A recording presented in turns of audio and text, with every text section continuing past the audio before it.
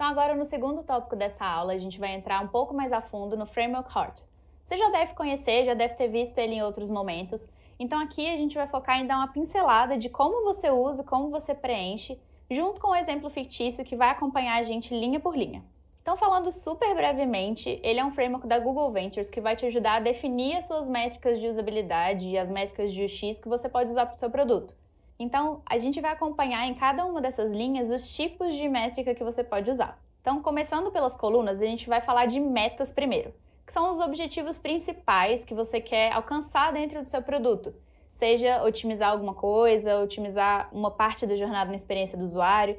E se você estiver tendo muita dificuldade para definir esse objetivo, eu recomendo que você tente olhar um pouco pelo modelo de metas SMART.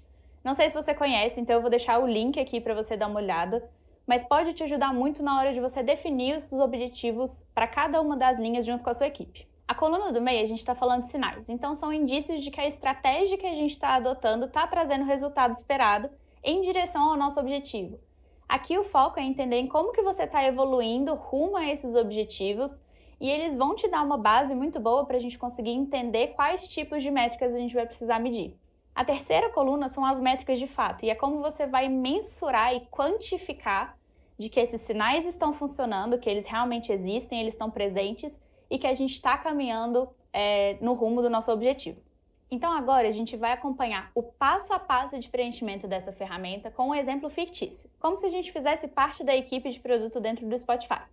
Então na primeira linha, a gente está falando de felicidade e isso envolve métricas que vão medir o grau de satisfação e o grau de felicidade do usuário usando e passando pela jornada do produto. Pensando no Spotify, a gente poderia colocar uma métrica para a nossa equipe de usuários aproveitarem a experiência da música sendo tocada. Que a gente está falando de satisfação, porque é um momento que ele está sozinho e que ele vai usar isso para ele.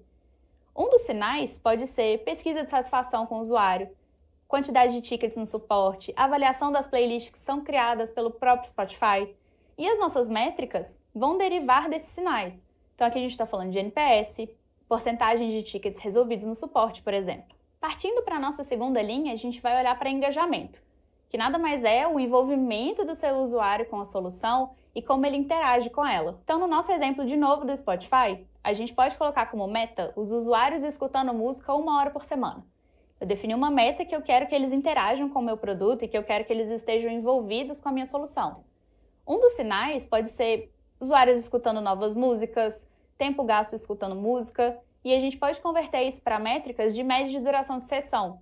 Então, se eu vejo sessões muito curtas ou sessões muito longas, isso vai me dar problemas diferentes e vai me dar indícios diferentes de como o meu usuário está envolvido e como ele está engajado com o aplicativo. Agora, indo para a nossa linha de adoção, a gente está olhando muito mais a relação dos novos usuários com a solução.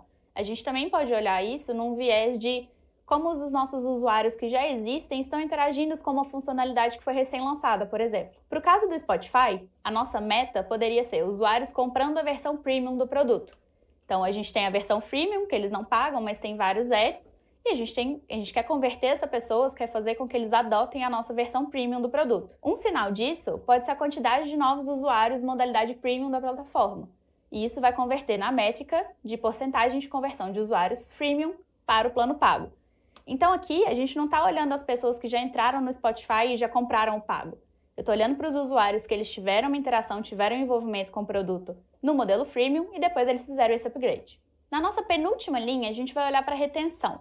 Então a gente vai observar a recorrência do uso do produto, quantos usuários continuam usando a solução e como que é a frequência desse uso. Trazendo o paralelo para o Spotify, uma meta nossa seria usuários renovando a subscrição mensal, que a gente pode converter para sinais de quantidade de usuários que acessam o aplicativo com recorrência e que aí a gente pode prever quando pode vir um churn ou quando não.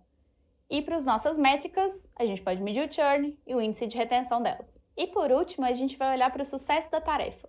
Aqui a gente olha um pouco mais a fundo a usabilidade do produto, como que o nosso usuário interage com ele e o quão simples é para o nosso usuário final utilizar ele no dia a dia e fazer algumas tarefas e se isso atinge a expectativa de esforço dele. Então, indo para o nosso exemplo do Spotify, a gente poderia ter como meta de sucesso da tarefa usuários conseguirem executar as músicas com sucesso.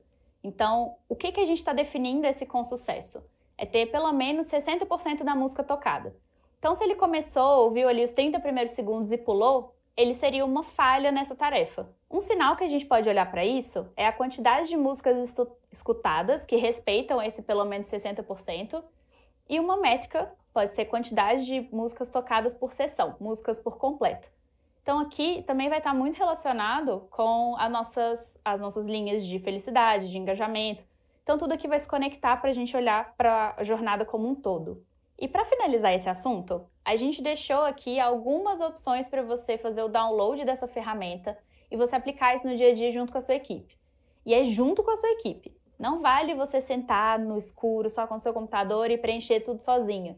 Lembra que a gente falou que o X é muito bom e muito melhor usado quando a gente está falando de multidisciplinaridades? Então, envolva as pessoas de produto, envolva as pessoas de marketing sempre que necessário para vocês co-criarem essa ferramenta e co-criarem as coisas que estão ali.